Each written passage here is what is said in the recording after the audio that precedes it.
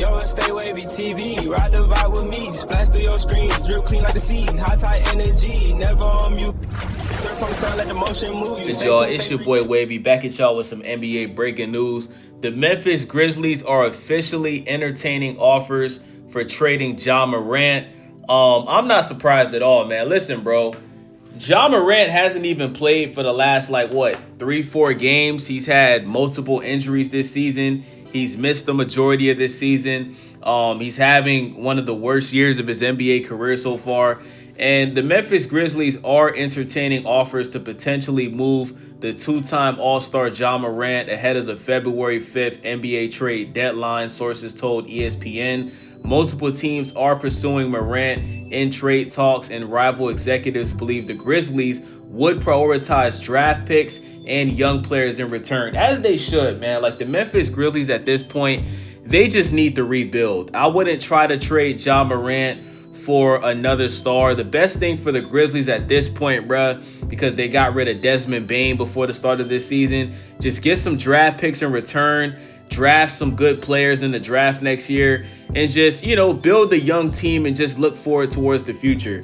This is the first time the Grizzlies have engaged other teams in trades for Morant, who was the number 2 overall pick in the 2019 draft. Morant, who is 26 years old, is under contract with the Grizzlies through the 2027-28 season. He is eligible to sign to a 3-year, $178 million extension this summer. He's averaging 19 points, 7.6 assists, and 28.3 minutes per game this season, while shooting a career low 40% from the field and 20 point.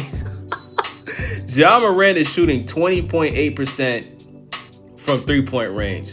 Morant has played in only 18 games this season because of injuries and a 1-game suspension stemming from a post-game exchange with coach Tuamas. I don't know how to say this guy's name in November. He played just 59 games over the 2023-24 season because of 2 suspensions for incidents with guns, along with various injuries. Morant is one of 8 players in NBA history to average 22 points and 7 assists per game, alongside LeBron James, Oscar Robertson, James Harden, Nikola Jokic, Luka Doncic, Trae Young, and Cade Cunningham being the others. Memphis is considering multiple paths forward amid the emergence of several promising young players, such as Cedric Coward, Zach Edey. Where the hell is Zach Edey at, bruh? Zach Edey has not played the entire season. What kind of injury does Zach Edey got going on to where he's not playing basketball? I totally forgot about that dude. Jalen Wells and Cam Spencer, including building around them in 2023 Defensive Player of the Year, Jaren Jackson Jr. The Grizzlies also remain open to continue on with Morant as a focal part of their retool. The Grizzlies, who traded Desmond Bane to the Orlando Magic last offseason for 4 unprotected first-round picks and 1 first-round swap, have a treasure chest of assets with a total of 9 first-round picks and 6 second-rounders moving forward. They have their first-rounder in each of the next 7 drafts. The Grizzlies have the 10th best lottery odds ahead of a highly anticipated NBA draft in June. So, yeah, man. Listen, bro. There's only a select few teams I can see Ja Morant going to, bruh. Number 1 on my list is the Miami Heat. I already made a video about this. You guys can check it out on my Stay Wavy TV channel. I feel like the Miami Heat is the best place for Ja Morant because they're missing their starting point guard, Terry Rozier, who is currently being investigated by the FBI for basically, rigging games because he was allegedly betting money on himself. So he's allegedly faking injuries, purposefully not scoring a certain amount of points so he could win money off of betting and stuff like that. So I feel like Ja Morant, he needs to go to the Miami Heat because the Miami Heat culture is not going to tolerate Ja Morant's antics, right? They're going to make sure that Ja Morant is focused. They're going to make sure that Ja Morant isn't dealing with any distractions off the court. And I believe the Miami Heat franchise can help mature Ja Morant into the man that he needs to be and help him become the leader that he needs to be in the NBA. Because that's the biggest problem with Ja Morant, guys. It's not that he's not talented. I think everybody thinks Ja Morant is very talented. He has the potential to be the face of the NBA. But one thing that he's lacking is maturity and just staying focused, man, not being caught up in things off the court. You know what I'm saying? And just staying 100% locked in on basketball, because when Ja Morant is focused, he is one of the best players in the NBA. And to me, he's a top 5 point guard in the NBA. He has shown to be clutch. He has shown that he can lead his teams to victories. But what he hasn't shown is when his team needs him the most, he doesn't show up, right? Now, my biggest concern for Ja Morant is these injuries, bro. He's been injured damn near every season. And at 26 years old, I would hate for Ja Morant to have a Derrick Rose type of career where you have all of this potential when you show good things your first, 2 or 3 years, but your career is derailed by injuries. Because Ja Morant, he can't shoot threes, right? He's not a consistently good three-point shooter. He gets a majority of his points in the paint. We know he can dunk on people. We know he can do 360 layups. We know he can float in the air on some Michael Jordan type shit.